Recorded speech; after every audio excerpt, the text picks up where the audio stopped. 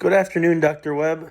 The article for today's Reflect and Connect was primarily about having a student-centered learning and how to build that student-centered learning more in the classroom. So, what is a student-centered learning, you may ask?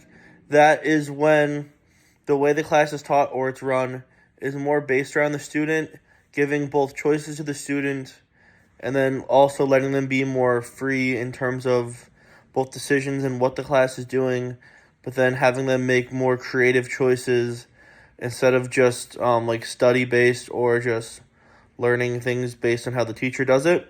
Because the traditional model in school orchestras would be to do things as just the conductor will pick out the repertoire for the class, and then the class will follow that repertoire.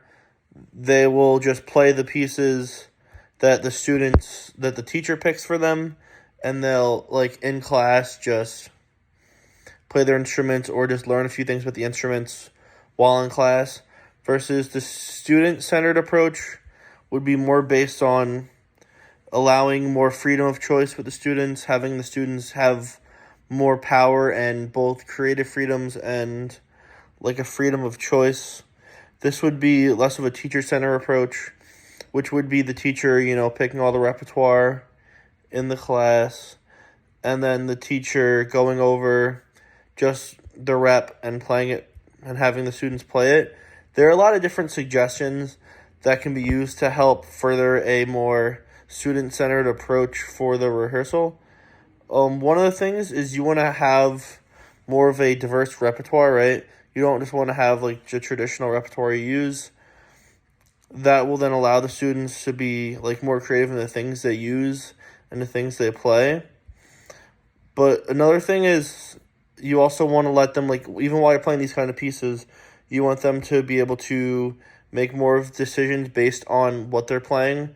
So if there's like a piece or a section, and you can have the students figure out like which like if there's an increase in the tempo and it's like, do we want to just gradually get faster or just go from slower to faster or do an accelerando or not? Having the students decide which one sounds better or which one goes with the piece more would be a way to allow the students to think creatively and be more in the decision-making process. Another thing they can do is or you can do this by having them play the passage in these different styles to see which one they like the best, instead of just, this is what's written or this is how it's more commonly played. So, play this. Another thing is doing more of like an improvisational warm-up style, where you would allow the students to, create the rhythms they use for the scales, or, you can do something like that, versus just, let's play eighth notes, 2-octave C major scale. The students can pick the rhythms, and they can, also do different notated compositions where they can just play regular warm-ups or regular improv versus them just picking the melodies, I guess. Another thing that the article suggests is to have them do a create week. This could usually happen after a concert when they're done learning their current rep. This would allow them to work in smaller groups usually, and they could play different pop tunes or fiddle tunes, maybe of their own choice. They also might be able to have more of their own creative liberties while doing this.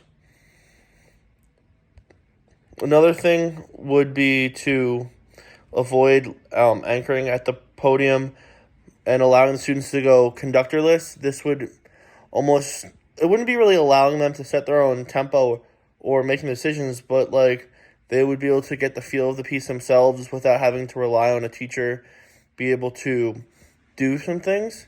And then another thing would be having the students be able to assess each other versus the teacher doing it, because they're also learning things from assessing each other, and they might be more receptive to the advice from their fellow students versus a teacher. So there's a whole lot of different ways to do this. I think some of these are great things I would definitely implement in the classroom, especially for doing some conductorless things, seeing how the students would flow and seeing how they would be able to do things.